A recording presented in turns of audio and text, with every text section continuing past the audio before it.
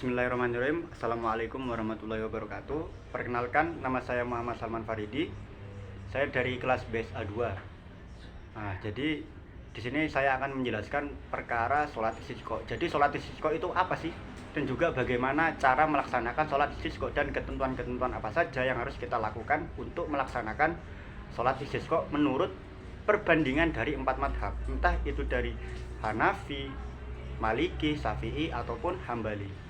Nah, jadi definisi umum dari sholat istisqa yaitu sholat yang mana sholat tersebut itu untuk meminta hujan. Jadi sekiranya daerah tersebut itu tidak diturunkan hujan, maksudnya dalam konteks kemarau di daerah tersebut, atau daerah tersebut itu sudah lama tidak mengeluarkan mata air, maka ulama sepakat untuk menyuruh para umat untuk melaksanakan yang namanya sholat istisqa. Jadi definisi dasarnya itu seperti itu. Nah, dan juga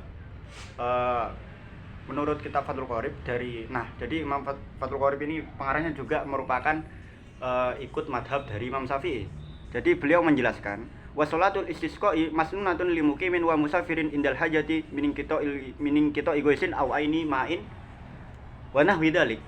Jadi sholat istisqa itu dianjurkan untuk orang yang bermukim ataupun orang yang musafir. Jadi entah orang tersebut itu, yang mana daerah tersebut itu ada orang musafir ataupun orang yang bermukim, nah itu tetap disunahkan atau dianjurkan untuk melaksanakan sholat istisqa. Dalam tanda kutip itu daerah tersebut itu memang musim kemarau, yang mana itu lama tidak turun hujan. Nah jadi di situ disunahkan atau dianjurkan.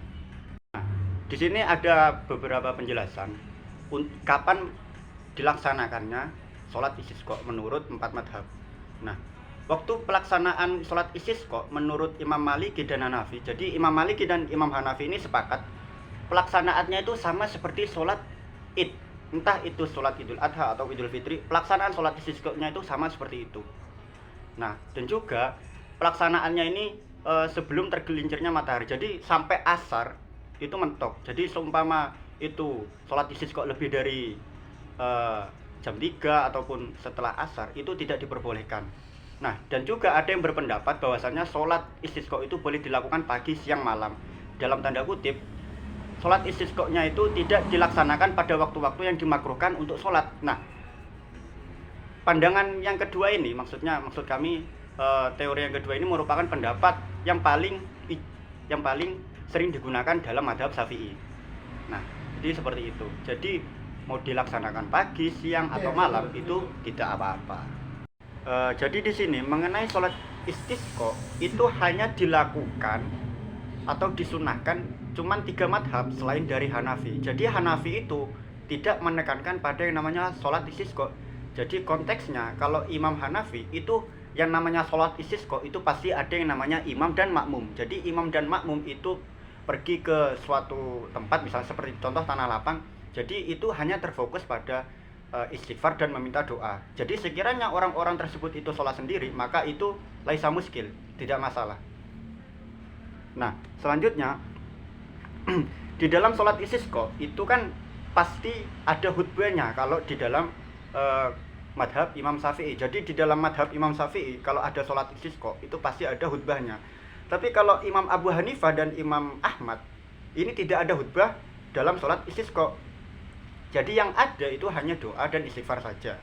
Jadi itu mengenai beberapa ikhtilaf beberapa madhab terkait sholat istisqa. Dan juga di kitab Fathul Qorib ini, yang mana ini fokus pada Imam Syafi'i, jadi sholat istisqa itu boleh diulang 2 atau lebih. Nah, sampai kapan? Sampai Allah tersebut itu menurunkan hujan pada suatu wilayah tersebut. Nah, di sini ada lafadznya. Wa tu'adu sholatul istisqa'i saniyan wa aksaru min dalika illam yusqau hatta yaskiyahumullah.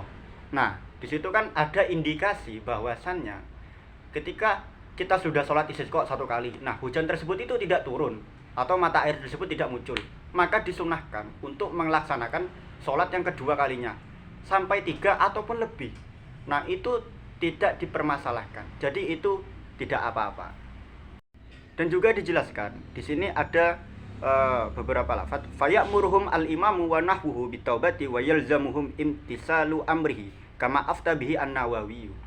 Nah, jadi ketika melaksanakan proses sholat istisqa, ini dalam konteks selain dari Abu Hanifah ya, karena dalam Abu Hanifah itu tidak harus melaksanakan sholat, ini fokus ke Imam Syafi'i.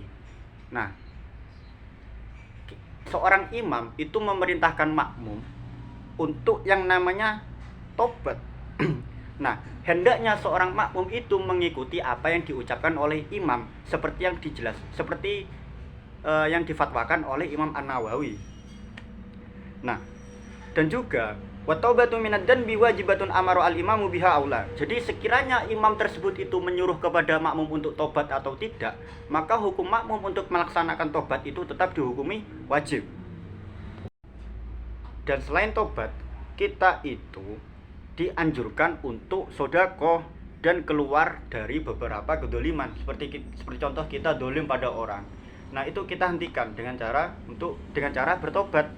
Nah, di sini ada beberapa ibarat mengenai hal tersebut, yaitu was-shadaqati wal khuruji minal madalimi lil ibadi wa musalahatil a'da'i wasyami salasati ayyam qabla mi'adil khuruji fayakunu bihi arba'atun. Jadi di sini penjelasannya maksudnya sedekah dan juga keluar dari beberapa kedoliman, maksudnya tidak melakukan hal-hal dolim. Dan juga kita dianjurkan untuk berdamai dengan musuh. Maksudnya seperti contoh kita tidak saling sapa kepada saudara ataupun teman atau yang lain, maka kita dianjurkan untuk berdamai dulu. Dan juga kita dianjurkan untuk puasa selama 3 hari sebelum melaksanakan sholat istisqa. Nah, ketika besoknya sholat istisqa kan ini sudah puasa 3 hari nih. Nah, ketika sholat istisqa maka kita tetap harus dianjurkan puasa. Jadi ketika kita sholat istisqa, kita ini harus dalam keadaan berpuasa. Jadi puasanya itu 4 hari. Sumayah ruju bihim fil yaumir rabi siyaman. Nah, itu yang tadi penjelasannya. Ghairu mutatayyibin wala mutazayyinin bal yahrujuna fi siyabi bidlatin. Jadi ketika kita hendak melaksanakan sholat istisqa, imam ataupun makmum, kita ini harus, maksudnya itu tidak boleh menggunakan wewangian ataupun menggunakan perhiasan. Jadi kita ini ketika melaksanakan sholat istisqa, kita itu harus istilahnya itu kayak macak melas lah, intinya seperti itu. Dan juga ketika kita sholat istisqa itu dianjurkan untuk menggunakan pakaian sehari-hari. Itu mengapa seperti itu? Karena indikasi yang diberikan oleh ulama, khususnya pada ulama Syafi'i, itu menunjukkan kita tidak menggunakan wangi-wangian, tidak menggunakan perhiasan ataupun menggunakan baju-baju biasa seperti kita bekerja.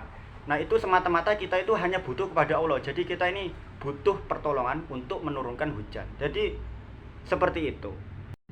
Mungkin hanya itu saja yang dapat saya sampaikan terkait beberapa ikhtilaf mengenai sholat istisqa dalam 4 madhab.